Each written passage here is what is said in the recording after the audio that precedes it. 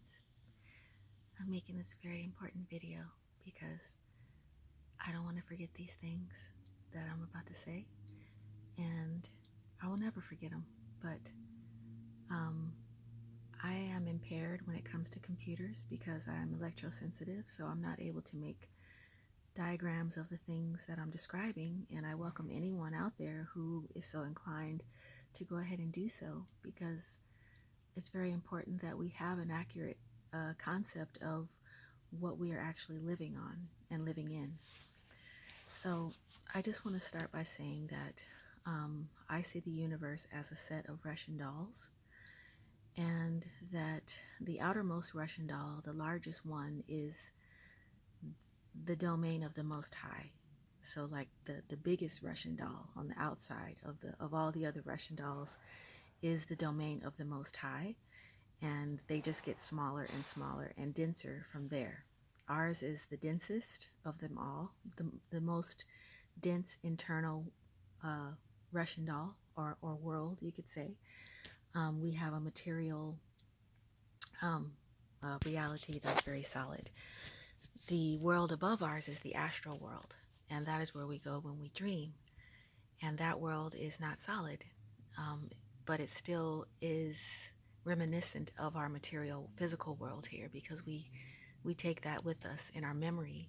So we see everything as physical the way that we see it here in the astral world when we dream.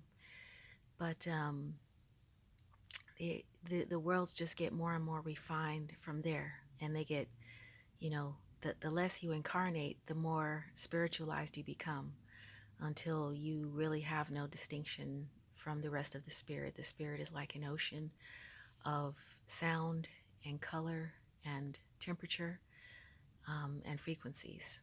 So the next thing I want to mention is that the Most High is a being made of plasma, which is actually the first state of matter. They say that it's the fourth state because we reverse everything down here in this condensed world, because there's a lot of reasons why we do that, but plasma is actually the first state of matter. So plasma is lightning, it's electricity, it's pure electricity, and everything becomes in existence from that. So we start out with plasma, and then it goes down to fire, then it goes down to gas. It goes, well, I have to go from the bottom up, right? So we got solid, right, liquid, gas, and the fourth state would be plasma.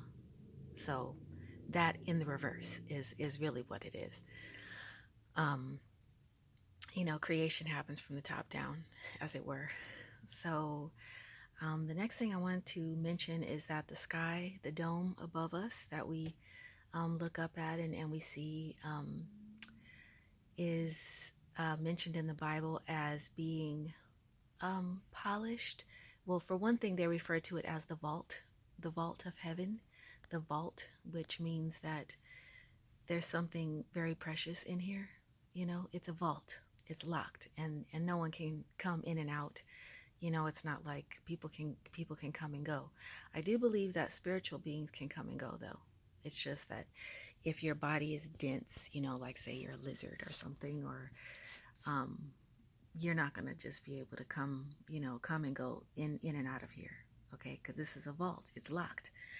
The elites have been trying to break out of it for hundreds of years. They've done everything. They shoot rockets at it mostly, and heavy artillery at the dome, trying to damage it. But the Bible also mentions that it is polished. It is as polished brass. And if you want to see this Bible verse, I don't have it with me in front of me, but it is, online. So you can look up Bible verses concerning the firmament. So what the visual is for me is that the firmament is the separation between this world and the astral world, because the astral world is, there's no nighttime there. It's just light all the time. All of the rest of the spiritual realms, I think, are always light. There's no nighttime there. because you don't really need to sleep there. I mean, there's probably memory of night, and that is a personal experience, but I don't think that there's any kind of day and night cycle in the spiritual realms. It's just the light is always on, because the most high being up there, Christ, is made of plasma, and it's so bright and it's so brilliant that we couldn't look at it with our eyes without going blind. Um, so I wanted to mention that the sky dome is a separation. It's so that to protect our eyes and to protect our creation here, because we can't have His creation and all this on all that light, because it would spiritualize everything. So there has to be darkness here. So the dome is providing the darkness, and within that dome there's a divot, like a little bubble, where some of the plasma is allowed to shine through, and that's what we call the sun.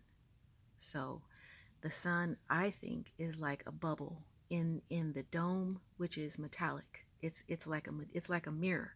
It's like a metallic, polished brass. Okay. So so the light bends because we're underwater. Okay. We are under the astral sea. Like, we have our sea here, we have the ocean, and if we put ice, if we drop blocks of ice into that ocean, it will sink down to the bottom. Okay.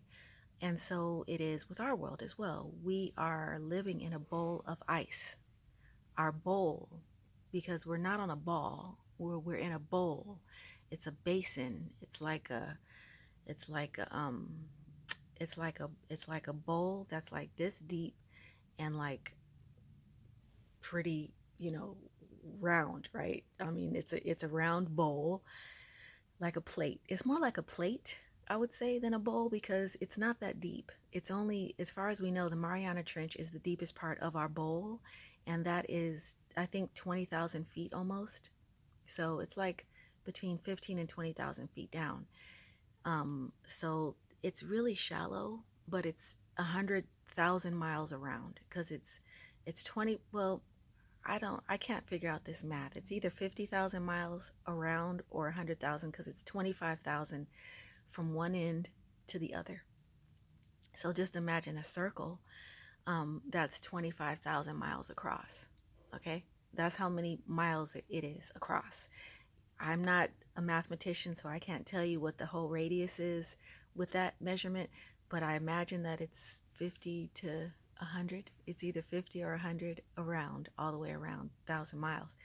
So we got 20, we got about, how many miles would that be? 20,000 feet down. I don't know, 20,000 feet down, that's only like 5 miles or something. So let's be generous. Let's say we can go 10 miles deep, okay? But up, we can go 22 miles, okay? The dome is 22 miles high. If you want to see the very top of it and see how far it goes, then watch the Red Bull jump. It's the highest anyone has ever jumped. And he jumped from a hot air balloon. They don't tell you that, but this is how NASA goes up there. NASA goes up there in hot air balloons, okay? Because there's really no oxygen up there, so you can't like fly a plane up there or anything, because you need oxygen to fly to operate an airplane. So what they do is they take hot air balloons all the way up to the top, and then they just sit there, and because it stops you. You can't go any further than 22 miles high. So the Red Bull jump is a good way to see what that's like. He goes all the way up to the top. He's wearing something like an astronaut suit, because, like I said, there's really not very much atmosphere up there. There's not much breathable air up there. So he has to wear that, and he jumped from there. But that's as high as it goes. So it goes 22 miles high, which is about twice as high as it is deep. Okay, so the plate is like 10. Let's say it's 10 miles deep, just to be generous. Okay, and then the dome up top is 22 miles high, but the radius of the whole bowl is 50,000 miles around, something like that. So we're really looking at extreme shallow. We are in extreme shallow. So I wanted to just kind of throw some numbers at you to get your imagination. You know, I've seen plates. I actually bought one. I don't have it here with me, but it's like that. You know, it's a plate that you keep your food um, fresh or whatever. So you put your food on the plate, and then you put the lid on the plate, and that's basically what it is. And in the lid of our plate has a little divot. It has a little divot where and it's not an opening, but it's a bubble, of a clear bubble, so the sun can shine through there. And as the sun shines through, it bends because we're underwater. We're under the astral sea up there. And that's where we go when we dream. So when you go to the astral world, when you dream, if you have a really, really good experience up there, then you feel uh, just filled up with this astral water, because the water there is very pure and it's alive, and it's of God. So the dome was split during the big um, resurrection of Christ. When Christ returned to the earth, Christ destroyed the world, and he did that by setting off huge, enormous volcanoes. And the volcanoes were so hot and they were so fierce that it cracked the dome, and that's why we have the Milky Way, which is a big scar. It's where the waters from heaven came inside of here and flooded the whole place. That's a real event that happened. We have geological evidence of it. Not to mention the survivors from that time all have stories about it. They all of the cultures have a deluge story because it happened, you know. And there were very few survivors from that event. But that's how the waters came in. Is through this huge volcanic activity that cracked the dome, and it also scarred the moon. If you look at our moon, you will see that the moon looks like it's been hit by something. You know, it's been damaged. It has big ugly craters and scars on it. So okay, the last thing I wanted to mention is that our bowl is anchored under the ocean of the astral world. So we're underwater. Okay, so that means when the light shines in to the water, like when you're in a swimming pool, you know, when you're under the swimming pool and the sun is up there, but the light is not coming like that. The light's bending because the water bends the light. So that's what we're dealing with. And if you want to like see some evidence of this, whenever the moon and the sun are in the sky at the same time, look at the moon and see if the sun is exactly where the light is shining on it, because it's not. It's always off. It's always a little bit off. You can tell. It's not too noticeable, but if you're looking for it, you'll see that the moon is not reflecting the sun that we see.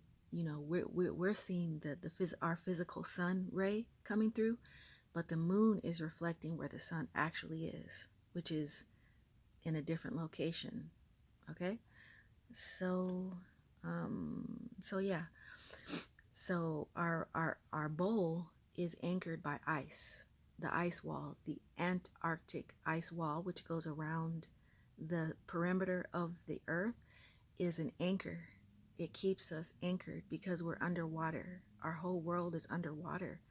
We are the innermost world. We are the densest world of all of the spiritual realms. I believe that we're the densest. Some people believe in a denser one, but I haven't seen evidence of that. So I feel like Earth is, you know, our Earth is the densest one, the most physical world. And we're anchored by the ice, because when you put ice into water, it just melts. I mean, I'm sorry, it melts. It drops down. It drops to the bottom because it's heavier than the water. And so that's how our Earth stays stable under the water. And that's why the Antarctic ice never melts. It will never melt because the system is a big freezer on, and you know, in large part, there's a big freezer that's keeping that ice cold so that it can anchor us. Because if that ice were to ever melt, if the Antarctic ice were to ever completely melt, then we might start floating up towards heaven, and we wouldn't be able to anchor ourselves in the proper position anymore. And the very, very, very last thing I want to mention is that the Arctic ice up in the North Pole is a new thing. It's a new phenomenon. And if you look at ancient maps, you'll see that there was land there. It was temperate. It was like a rainforest. It wasn't the frozen north that it is now, because there's a huge magnet up there. That in the North Pole, in the center of the Earth, there's a huge magnet, and there's water that swirls around in one direction clockwise. And if anything goes into that water, it never comes out again, because the magnetism of the North Pole is that strong. So I hope you enjoy these ideas. If anyone is handy with graphics and wants to make some kind of graphic for these things that I'm talking about, that would be so cool. That would be so nice, and I would love to talk to you about it. So shoot me a message if that's the case, and I appreciate you. Thanks for watching. Bye.